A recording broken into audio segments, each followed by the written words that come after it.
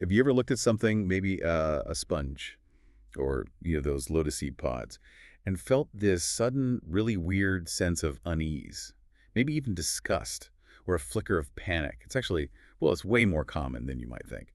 And there's a name for it, trypophobia. Welcome to the deep dive. This is where we take sure sources, could be scientific studies, could be online discussions, and we really dig in to find the most fascinating insights. Today, we're doing a deep dive into trypophobia. Now, it often gets called the fear of holes, but as we'll unpack, it's quite a bit more nuanced than that. Yeah, it really is. And we've got a great stack of material for this one. We're looking at reports from places like Verywell Mind, Healthline, WebMD, Osmosis. Yeah. And we've also got excerpts from Wikipedia, plus a really interesting clinical investigation from the Brazilian Journal of Psychiatry. So our mission today is basically to figure out what trypophobia is, look at the science behind why it affects people, and what it all means for those who actually live with it. Okay, let's get into it then, because you hear fear of holes and think, maybe just a bit squeamish. But no, for a lot of people, the reaction is, well, it's pretty intense. So starting right there, what are we actually talking about? Is fear of holes the right way to think about it? That's the perfect place to start. The name itself, trypophobia, it's pretty new, like 2005. Someone on an internet forum came up with it. Greek, trypo for hole, phobos for fear. But, when you look at the research, like in those clinical sources, what you find is that while, sure, fear can be part of it, most people who experience it primarily feel disgust. A really strong sense of revulsion. Some studies show maybe equal levels of fear and disgust, but disgust usually seems to be the main driver. Disgust. That's really interesting because phobias, you automatically think fear, right? Intense fear. So if it's mostly disgust, does it even fit the official definition of a phobia? How does the medical world see it?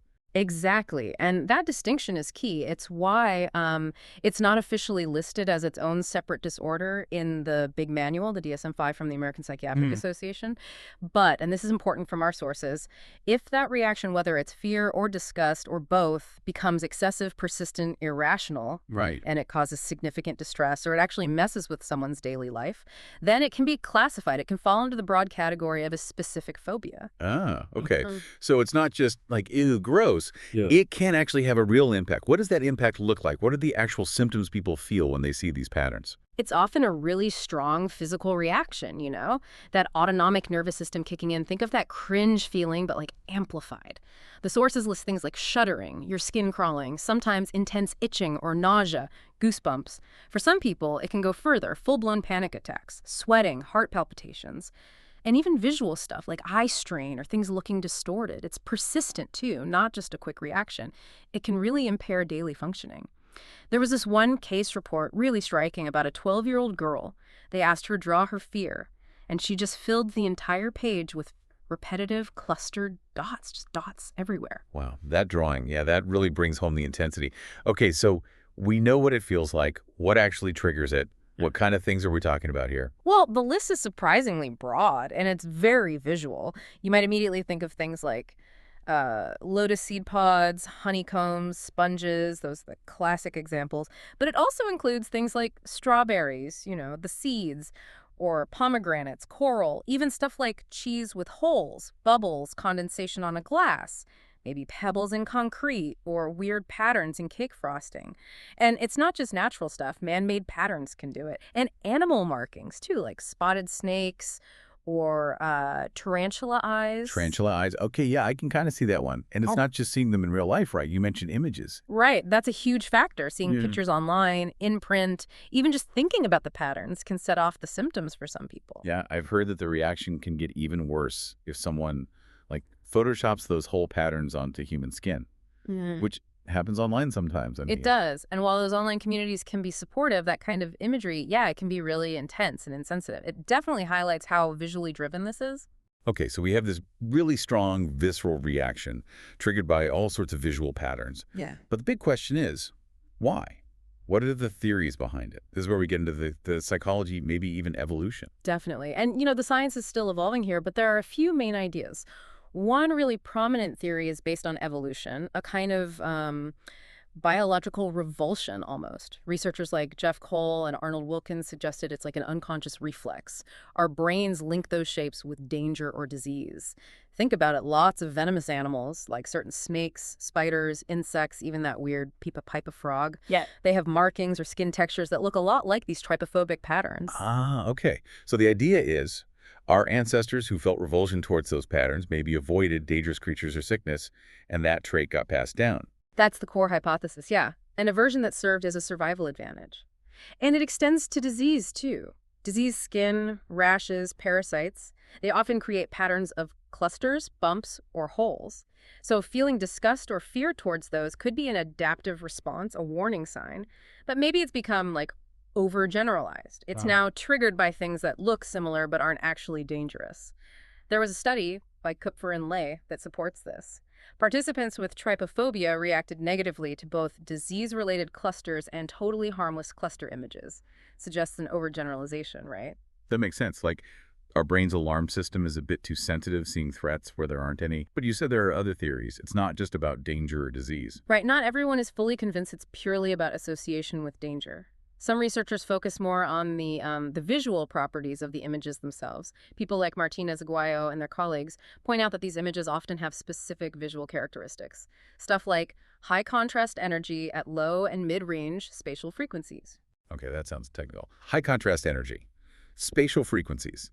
What does that actually mean in simple terms? Is it about the texture? Yeah, essentially.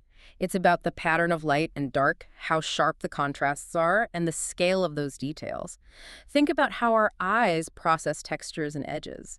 These trypophobic patterns might have a kind of visual signature that our brain finds inherently uncomfortable or maybe even difficult to process efficiently. It's visually taxing, perhaps.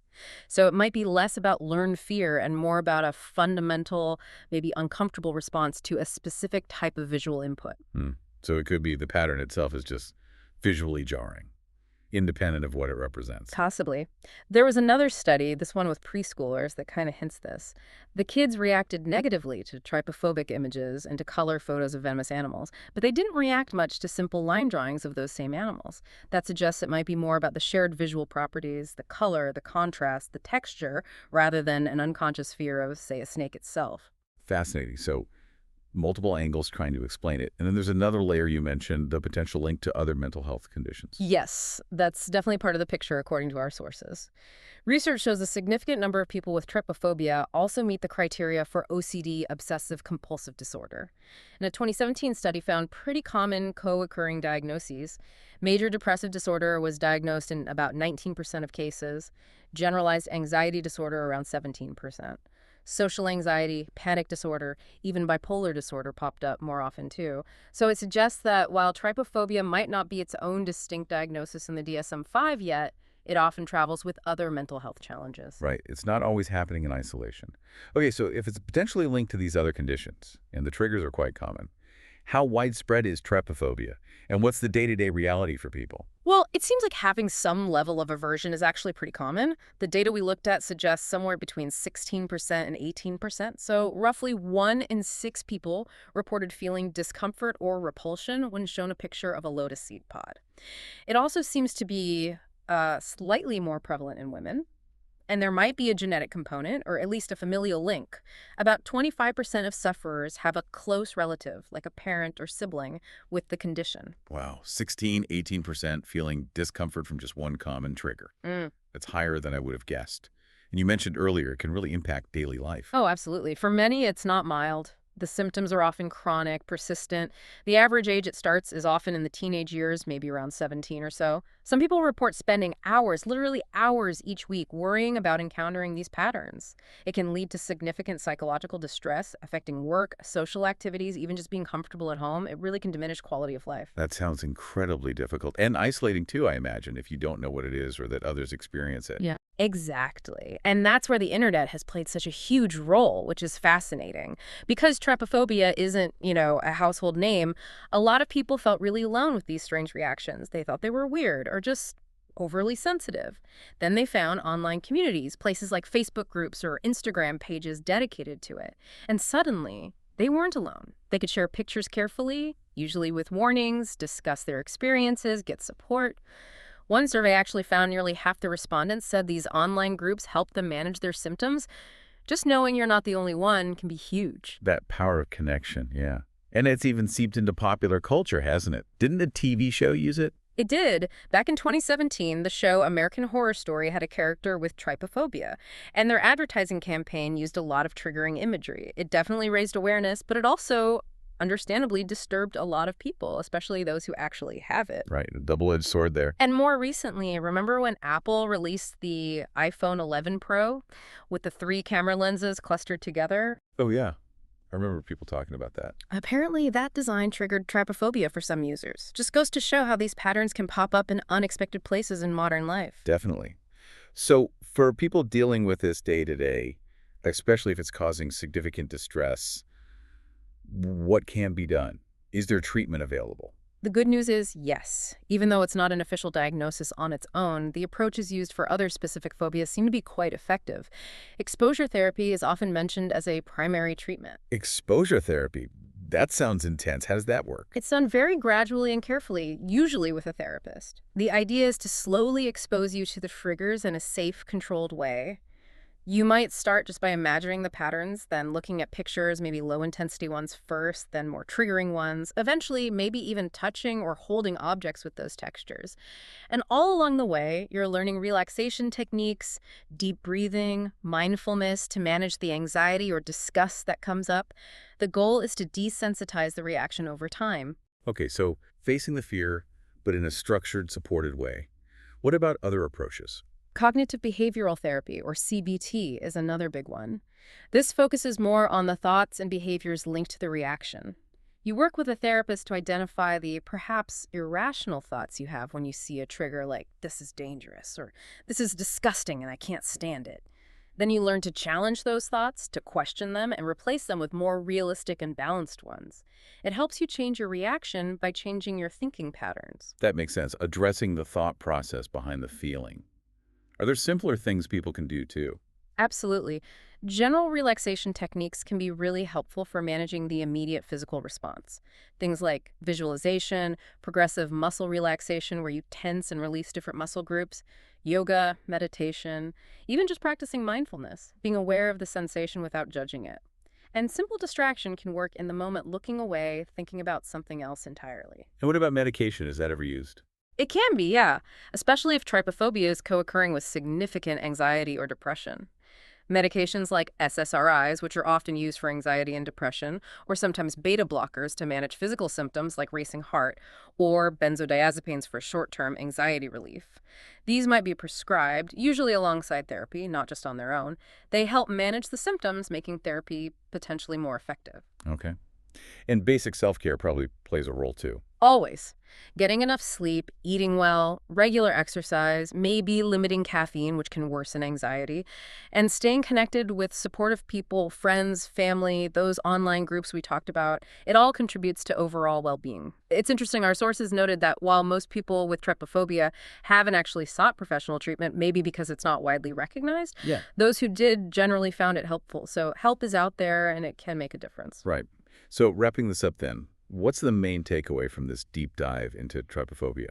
Well, I think it's clear it's this really fascinating, complex phenomenon. It affects a surprising number of people, and it's often driven more by intense disgust than simple fear. It seems deeply connected to how we process visual information, and maybe even to some very old survival instincts. Yeah, and even though it's not in the DSM-5 yet, the impact is very real for a lot of people. It can cause genuine distress and interfere with life. But the rise of online communities has been huge for awareness and support, and treatments like exposure therapy and CBT offer real hope for managing it. Exactly. It really shows just how differently our brains can interpret the world, how a seemingly harmless pattern can provoke such a strong reaction in some. It really does. Which leads to a final thought, maybe for you, the listener. Yeah, if these seemingly simple visual patterns, clusters of holes or bumps, can trigger such intense shared reactions in so many of us, what other subtle cues in our environment, visual or otherwise, might be affecting us or affecting others emotionally or physically in ways we don't even recognize yet? Something to definitely think about maybe next time you see a honeycomb or even just look at your phone. Thanks so much for joining us on The Deep Dive.